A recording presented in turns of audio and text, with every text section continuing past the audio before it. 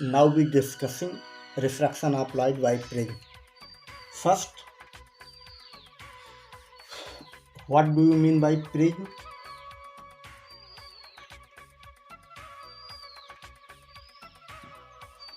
Prism is a part of homogeneous transparent medium.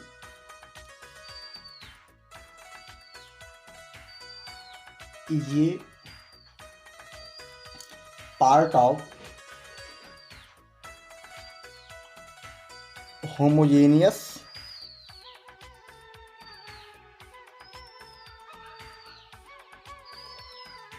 transparent medium.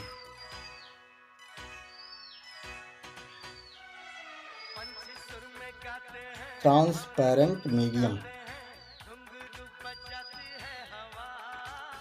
Homogeneous transparent medium enclosed by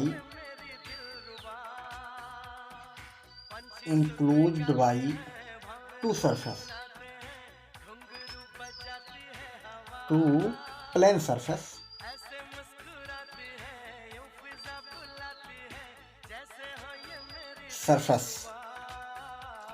inclined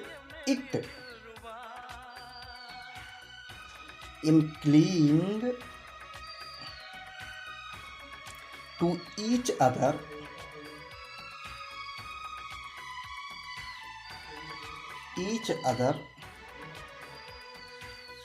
at an angle.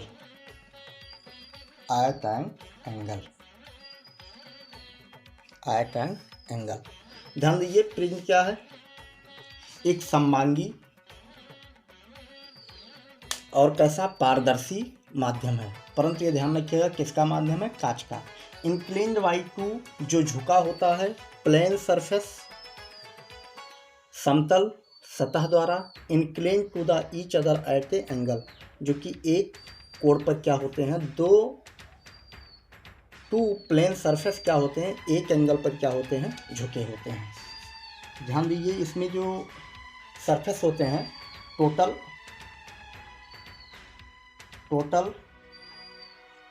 Surface in prism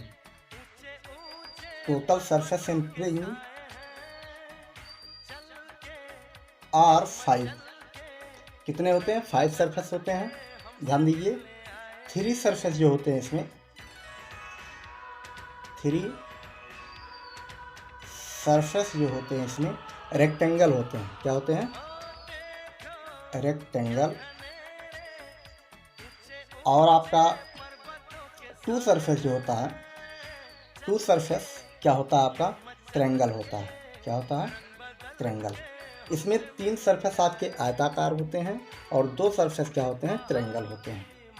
अच्छा, 10 figure of the prism to see in the whiteboard. Refracting surface RQPU, यहाँ से अगर ध्यान दिया जाए तो आपका जो 1 से रिप्रेजेंट है, ये रिफ्रैक्शन सरफेस है। 2 आपका यहाँ ध्यान दिया जाए तो आपका QPTS ये कैसे सरफेस है? रिफ्रैक्टिंग सरफेस है। ठीक है। और ये ऊपर सतह में अगर देखा जाए तो आपका एक रेक्टेंगल बना हुआ है URST, ये भी एक क्या है? रिफ्रैक्टिंग सरफेस है। और एक चीज़ ध्यान रखिएगा, जो आपके रेक्टेंगल सरफेस होंगे वो हमेशा क्या होंगे? वर्टिकल होंगे, परंतु जो आपका ट्रायंगल होगा वो क्या होगा? हॉरिजॉन्टल होगा। क्या होगा? Horizontal. Angle between refracting surface, ये angle between refracting surface is known as angle of prism. इस प्रकार से अगर ध्यान से देखा जाए तो इसमें जो आपके ये दोनों आपस में जिस कोण पर मिल रहे हैं, जैसे ये आपका सरफेस है और एक दूसरा सरफेस ये है, इसके बीच का जो एंगल होगा उसी को कहा जाएगा प्रिज्म कोण। प्रिज्म कोण का कितने अंश का मान होता है? हमेशा 60 अंश का मान होता है। कितना होता है? 60 अंश का होता है। Now we discuss the prism formula.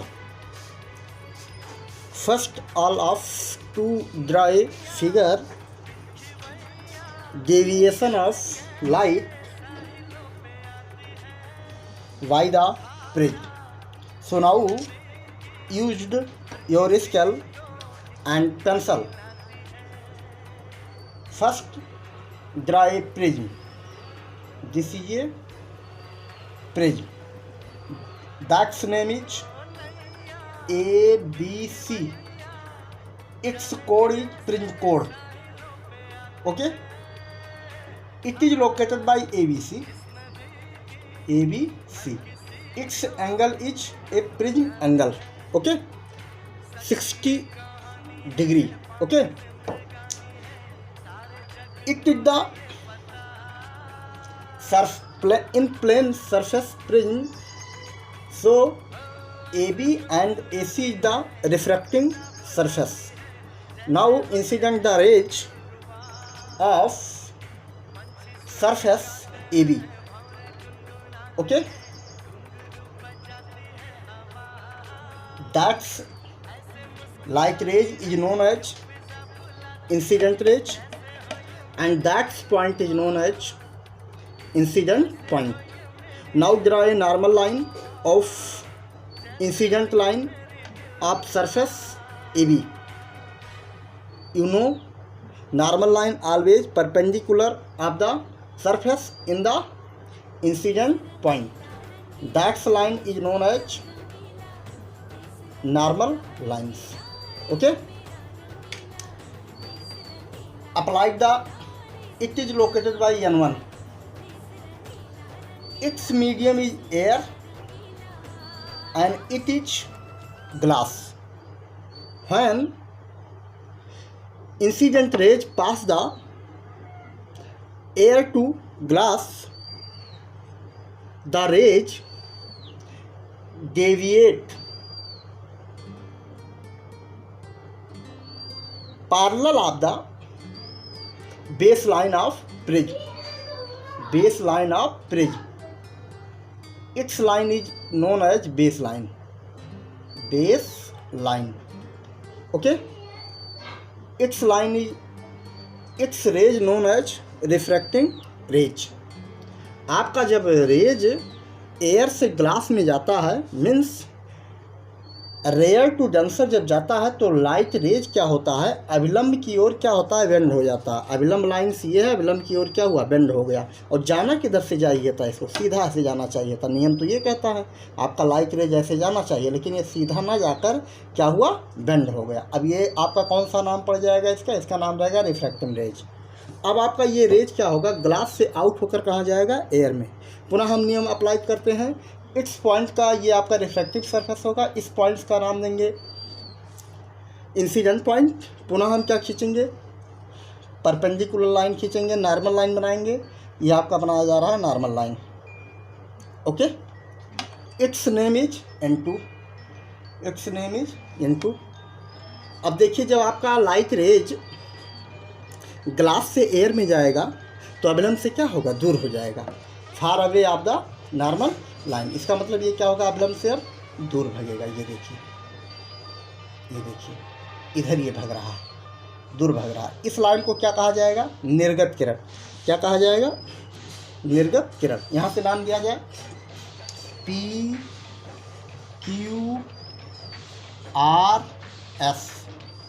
Okay, ये आपका इंसिडेंट रेज है। कौन सा रेज है, इंसिडेंट रेज। और ये आपका कौन सा रेज है, निर्गत, मतलब निकली हुई रेज है। इस रेज को और इंसिडेंट रेज को आपस में जहाँ इंसिडेंट करेंगे वहीं पर क्या बन जाएगा, डेविएट एंगल बनेगा। इसी एंगल का नाम है कौन सा कोण, डेविएट एंगल। जिसको किससे लोकेट करेंगे हम, आप डेल्टा से। किससे लोकेट करेंगे, डेल्टा से। फिगर चूँकि छोटा बना हुआ, स्पष्ट आपको देखने में दिक्कत हो रहा होगा, परंतु यही आपका ये कोण आपका कौन सा कोण है, डेल्टा है। जिसको क्या कहेंगे हम सभी लोग, डेविएट एंगल। इस प्रकार से आप चित्र बनाना चाहिए। आपको प्रिज्म फार्मूला जो है आपको ड्राइव नहीं करनी है, केवल आपको चित्रांकन करते हुए प्रिज्म फार्मूले को क्या कर देना है, लिख देना है। इसलिए आपके 10th लेवल में जो स्टैंडर्ड में जो इन सिलेबस मेंशन किया गया है, प्रिज्म फार्मूला केवल उपयोग किया गया है, उसको ड्राइव नहीं करना है। तो प्रिज्म फार्मूला अगर हम निकालना चाहें तो ग्लास के रिस्पेक्ट में ANG ग्लास का अपवर्तनांक with respect of air, refractive index of glass with respect of air equal हो जाएगा, मीन्स प्रिज्म के ग्लास का अपवर्तनांक का सूत्र बनेगा आपका sine delta M plus capital A, जिसको कहेंगे आप सभी लोग prism angle, divide by 2 divide by sine A by 2, sine A by 2। ये जो आपका फार्मूला लिखा गया है, ये फार्मूला क्या है, आपका प्रिज्म फार्मूला है। ध्यान दीजिएगा, ANG मतलब प्रिज्म के कांच का अपवर्तनांक बराबर हो जाएगा किसके रिस्पेक्ट में, एयर के, sine delta M plus A by 2 upon sine A by 2। Delta M क्या है, ध्यान दीजिएगा, डेल्टा एम को कहा जाएगा minimum deviation, minimum deviation, deviation. और कैपिटल ए क्या है आपका, प्रिज्म एंगल, क्या है, प्रिज्म एंगल। ठीक, ANG को आप जान ही पा रहे हो, ग्लास का refractive index with respect of air. Dispersion of white light through a prism, अर्थात प्रिज्म द्वारा श्वेत प्रकाश का डिस्पर्सन। इस प्रकार से अगर ध्यान दिया जाए, डिस्पर्सन का अर्थ होता है प्रकाश किरण को अपने अवयवी रंगों में टूट जाना, जिसे कहा जाए वर्ण विक्षेपण, वर्ण विक्षेपण कहा जाता है। वर्ण मीन्स रंग होता है, विक्षेपण मतलब होता है टूटना, अपने अवयवी रंगों में टूटने के गुणधर्म को कहा जाता है डिस्पर्सन। होता क्या है, व्हेन, सबसे पहले फिगर से समझा देते हैं आपको, फिगर से समझाने के बाद आसान हो जाएगा। ये देखिए आपके सामने एक हम प्रिज्म को क्या किए, बना रहे हैं। ये क्या है आपका प्रिज्म, ठीक। प्रिज्म से हम क्या करते हैं, वाइट लाइट को क्या करते हैं, पास कराते हैं। ये रहा आपका वाइट लाइट। ये देखिए किसी सोर्स से हम क्या करते हैं, वाइट लाइट को क्या करते हैं, ट्रेवल कराते हैं ऐसे, ठीक। ये कैसा रेज है, वाइट लाइट है। ये क्या है, वाइट लाइट को क्या किया जाता है, प्रिज्म से पास कराया जाता है। जब इसको प्रिज्म से पास कराया जाएगा तो ये जो है, इसके जो रंग होते हैं, कलर, आपको पता है 7 कलर होते हैं। ये 7 कलर में क्या होता है, डिस्पर्सन हो जाता है, डिपर्सन हो जाता है, टूट जाता है। अपने 7 रंगों में क्या होता है, टूट जाता है। 7 रंग में टूट, ये देखिए ऐसे कुछ, ठीक। यहाँ से ध्यान दीजिए तो हल्का सा डिस्पर्सन होगा। ये चूँकि हम डायरेक्ट बना दिए हैं इसको थोड़ा और, ये देखिए ये आपका रेड है, सबसे ऊपर क्या रहेगा, रेड रहेगा। ऐसे ऐसे देखिए तो इसके बाद क्या आएगा आपका, ऑरेंज आएगा। इसके बाद क्या आएगा आपका, ऐसे ऐसे 7 रंग में क्या होगा, ये टूट जाएगा। कितने कलर में, 7 कलर की एक, यहाँ पर क्या होगा, कलर 7 कलर में, 1 2 3 4 5 6 7। यहाँ ध्यान दीजिए, हम 7 कलर को लगभग रिप्रेजेंट किए हैं इसमें, तो आप सभी लोग भ्रमित मत होइएगा। यहाँ से 7 कलर को हमने क्या किया है, रिप्रेजेंट किया है। इन 7 कलर में टूटने की या इन 7 कलर में बटने की जो क्रिया है, प्रक्रिया है, उसी को क्या कहा जाता है, dispersion of light, white light, dispersion of white light. ये 7 कलर में जो आएंगे, वास्तव में वाइट लाइट जो होता है कितने कलर से मिलकर बना होता है, 7 कलर से। तो सबसे पहले आता है रेड, क्या आता है, रेड। रेड कलर सबसे ऊपर आएगा आपका, जिसका वेव लेंथ होता है 7800 एंगस्ट्राम। 7800 एंगस्ट्राम से 3900 एंगस्ट्राम की रेंज में आपका वाइट लाइट का वेवलेंथ होता है। और सबसे जो इस साइड पर लास्ट में बनेगा वो बनेगा आपका वॉयलेट। क्या बनेगा, वॉयलेट। लेकिन यहाँ ध्यान दीजिए, रेड के बाद आएगा आपका ऑरेंज। क्या आएगा, ऑरेंज। ऑरेंज का जो वेवलेंथ है उसी क्रम में बनता चला जाएगा। ऑरेंज के बाद आएगा येलो कलर। उसके बाद क्या आएगा आपका, ग्रीन। उसके बाद आपका क्या आएगा, ब्लू। उसके बाद क्या आपका आएगा, इंडिको। और लास्ट में क्या आएगा, वायलेट। क्या आएगा, वायलेट। अगर आपसे हम यहाँ एक प्रश्न करें तो ये बताइए सबसे ज़्यादा डेविएशन किस लाइट कलर्स में है, आप बता सकते हो चित्र को देखकर। डेविएशन सबसे ज़्यादा, अगर सबसे ज़्यादा डेविएशन की बात किया जाए तो देखिए इस रेज को हम क्या करते हैं, आगे ऐसे बढ़ाते हैं, ऐसे वास्तव में ऐसे सीधा इसको निकलना चाहिए था नियमतः। तो डेविएशन सबसे ज़्यादा देखा जाए तो किस में है आपका, डेल्टा वी में, वायलेट में। और सबसे कम किस में है आपका, रेड में। सबसे कम किस में है, रेड में। ध्यान दीजिए, angle of deviation delta we से क्या होगा, एंगल ऑफ डेविएशन आर क्या होगा, कम होगा। इसी कारण से जो डेंजर्स साइन बनाए जाते हैं किस रंग के बनाए जाते हैं, लाल रंग के बनाए जाते हैं, क्योंकि उसमें डेविएशन बहुत कम होने के कारण वो अधिक दूर तक क्या करता है, ट्रेवल कर सकता है। लेकिन आपका जो वायलेट कलर होता है उसमें डेविएशन बहुत ज़्यादा होता है, ये अधिक दूर तक ना जाकर डिपर्सन हो जाता है, कि इसमें वायुमंडल में क्या हो जाता है, ये बट जाता है, मतलब फैल जाता है, परंतु ये फैलता नहीं बल्कि ये बहुत दूर तक सीधी रेंज में निकल जाता है। Above phenomena study by the Isaac Newton in 1866 by Newton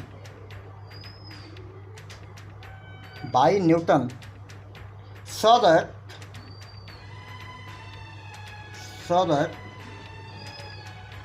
when a beam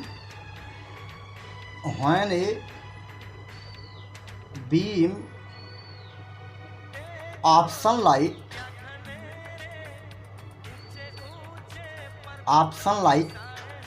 pass through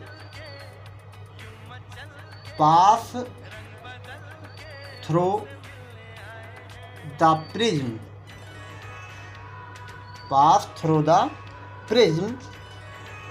a color band of light is formed on the white screen plate through the prism. A color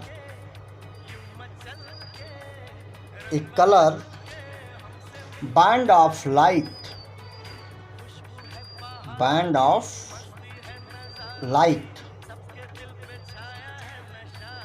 is formed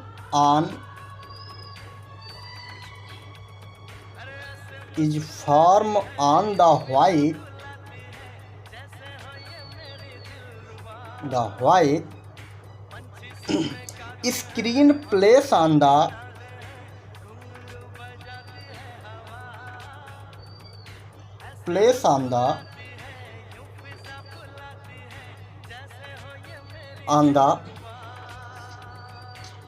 other side of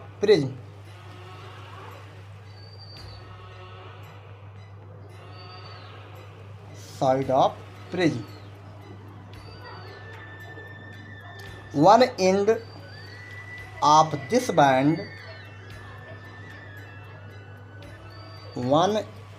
end of this band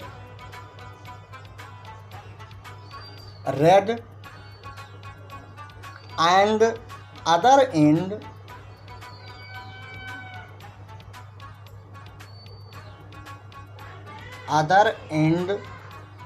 is violet.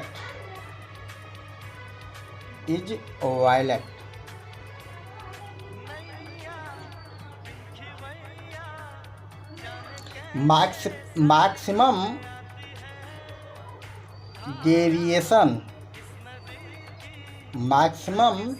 deviation of color violet and minimum deviation of color red. Okay अगर इस चित्र को हम ध्यान से देखें तो सन 1866 में आपके न्यूटन जी ने देखा, क्या देखा, जब प्रिज्म से व्हाइट रेज को उन्होंने पास किया तो ये क्या पाते हैं, दूसरी ओर रंगों की एक पट्टी पाते हैं, ये कलर्स पट्टियाँ मिलती हैं जब पास करते हैं। तो उन्होंने क्या पाया, एक एंड पर रेड मिला और दूसरे एंड पर क्या मिला, वायलेट। परंतु मैक्सिमम डेविएशन जो सबसे ज़्यादा पाया गया वायलेट कलर में पाया गया, और सबसे कम डेविएशन जिसमें पाया गया वो रेड कलर में पाया गया। मैक्सिमम और मिनिमम डेविएशन अगर ध्यान से देखा जाए तो इस चित्र के माध्यम से आपके समझ में आ जाना चाहिए। यहाँ पर मिनिमम डेविएशन रेड में है और मैक्सिमम डेविएशन किसमें है, वायलेट में। यही कारण है कि रेड चिन्ह को जो है हमेशा डेंजर साइन के ऊपर लगा दिया जाता है, जिससे दूर से ही वस्तु क्या होती है, स्पष्ट दिखाई पड़ती है। Now we discussing some important points. First point, maximum wavelength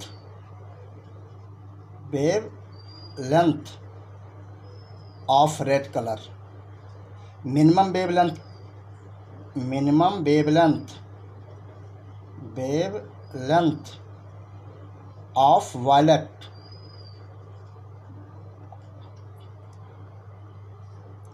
the refractive index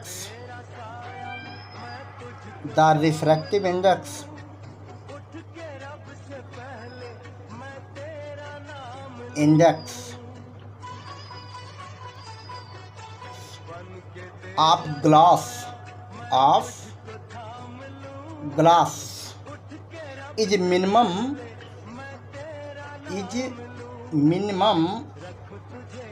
for violet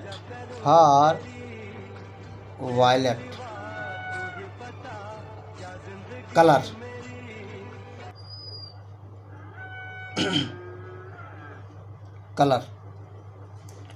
and is